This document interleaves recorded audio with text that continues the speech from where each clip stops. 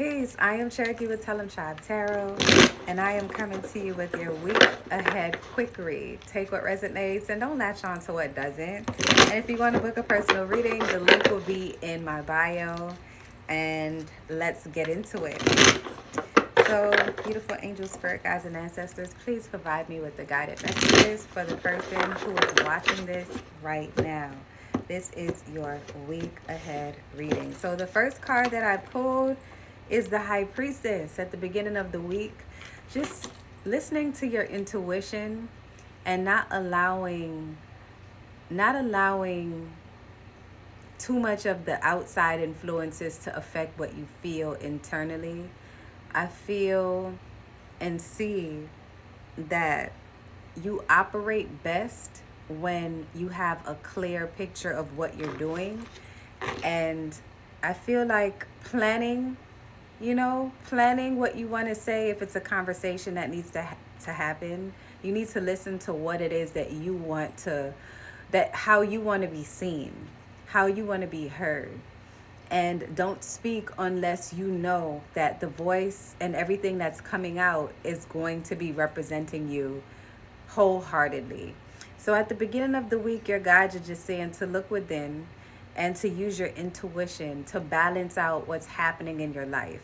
I feel like a lot of times, or for this particular individual, you could have been in like survival mode and looking externally for answers and hoping that some way, somehow, if you looked it up enough or if you just waited long enough, you get the answers that you're looking for, when the entire time everything was in you, it was on you, it's innate.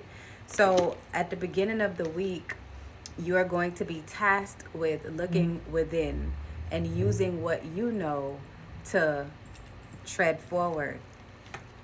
Midweek, it shows up as the Sun card, because what's happening is you embracing what you know and opening up your mind and your heart and your entire being to just allowing what is to be and not complicating anything. When you dig within and you just listen to your inner voice, there's no problem. There's no issue.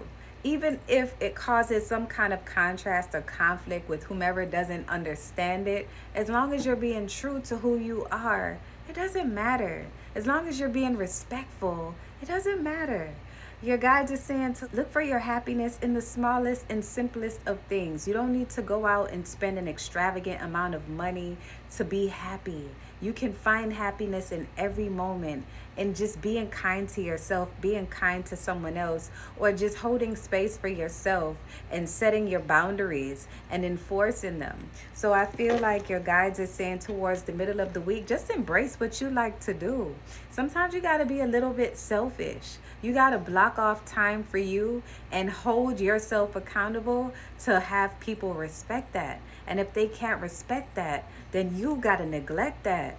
All right. And then end of the week, it shows the Queen of Meals. And that is the queen who is handling her business. When you know who you are and you show up as that person, they can only respect it.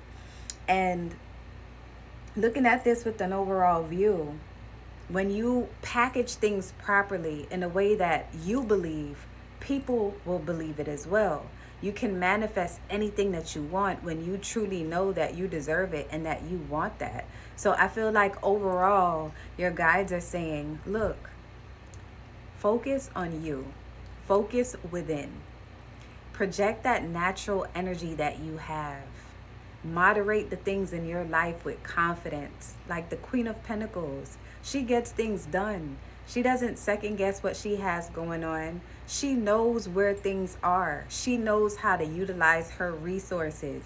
She knows that she is a resource, and it doesn't have to be tied to a gender specific. It's just saying, you know, in general, what your resources are. You know what you bring to the table. So embrace that, and your week will be a great one. Thank you so much for vibing with the goddess. And until next time, love and light, tribe.